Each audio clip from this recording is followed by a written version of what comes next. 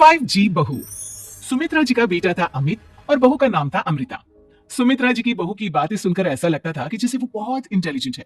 कोई भी सवाल पूछो फट से जवाब दे देती थी। अरे भाई, उसके जवाब से तो गूगल भी पीछे रह जाता था। और इसलिए कम से कम सुमित्रा जी के घर गूगल की जरूरत ही नहीं पड़ती थी।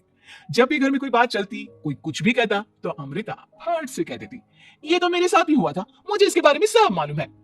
एक दिन सुमित्रा जी अमित की बुआ जी, फूफा जी यानी कि मुकेश और उर्मिला जी के यहाँ पर मिलने के लिए गए।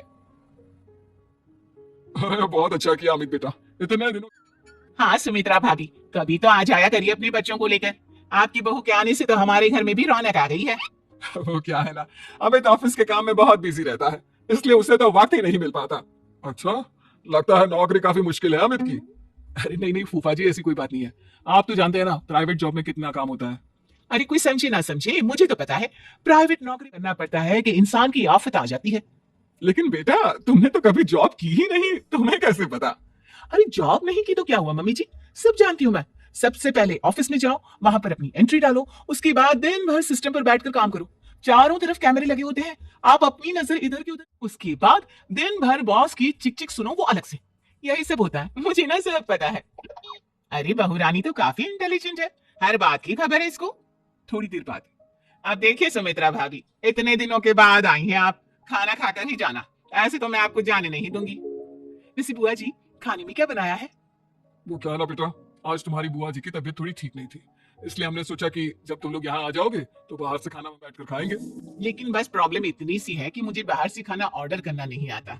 सोचा जब अमित आएगा तो उसी को बोल दूंगी। अरे मुझे आता है ना, मैं कर देती हूँ ऑर्डर। बताइए क्या क्या मंगाना है आपको?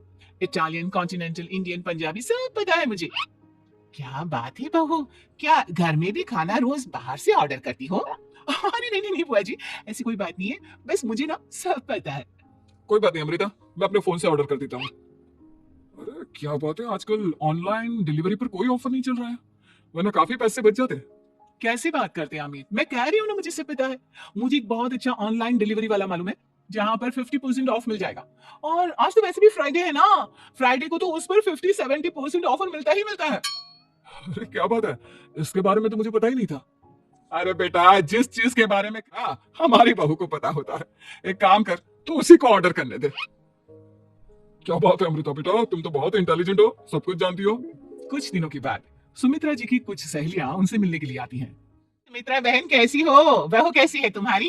अरे पूछिए मत, बहुत इंटेलिजेंट है मेरी बहू, सब कुछ जानती है। क्या बात है, बहू के आने के बाद तो औरतें दुखी हो जाती है, लेकिन तुम तो बहुत खुश लग रही हो। वो क्या है ना, मेरी बहू है। अरे तो बुलाओ ना, हमारे साथ बैठेगी, बातें करेंगी तो हमें भी अच्छा लगेगा।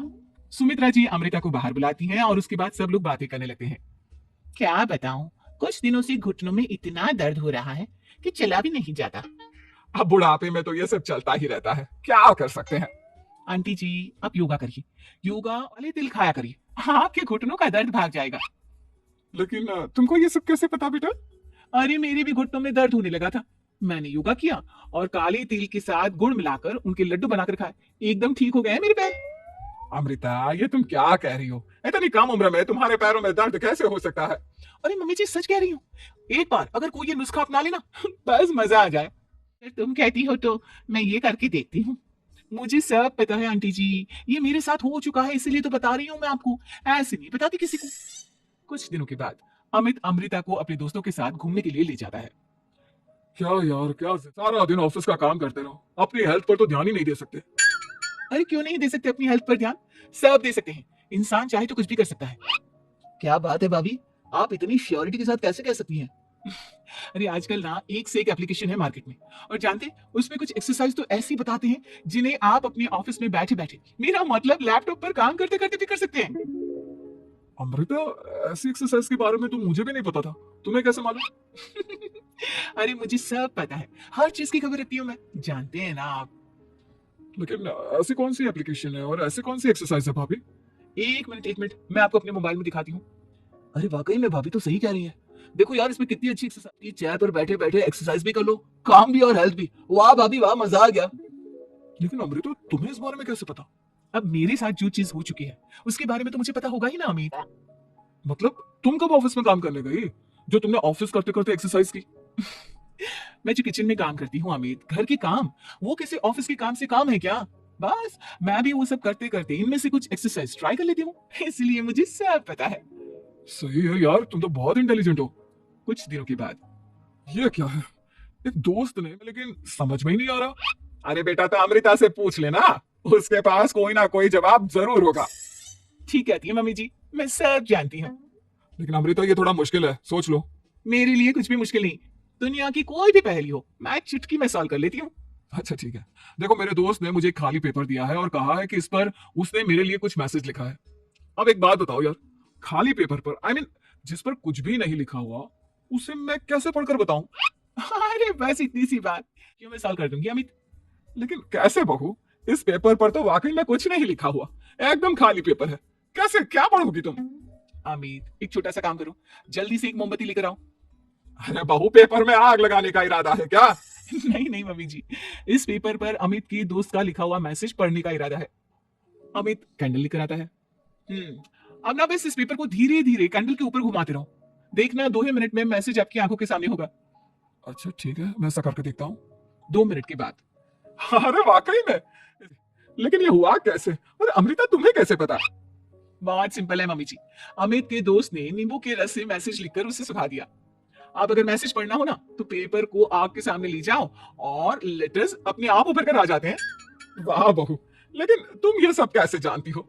अरे मम्मी जी, जब मैं छोटी थी ना तो प्लीज खिला करती थी, ये तो मेरे साथ कितनी बार हो चुका है, मुझे सब पता है। थैंक यू यार अमृता, तुम्हारी वजह से हमें कुछ भी सोचने की जरूरत ही नहीं पड़ती, तुम सब कुछ बता देती हो। कुछ दिनों के बाद सुमित्रा जी को अमृता की प्रेग्नेंट होने की खुशखबरी, सुमित्रा जी अमृता को डॉक्टर के यहाँ लेकर जाती है।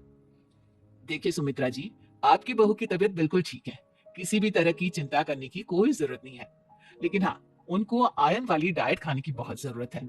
ठीक है डॉक्टर साहब, आप बता दीजिए मैं अपनी बहू को क्या क्या खिलाऊं ताकि उसकी तबीयत ठीक रहे और आने वाले बच्चे की भी।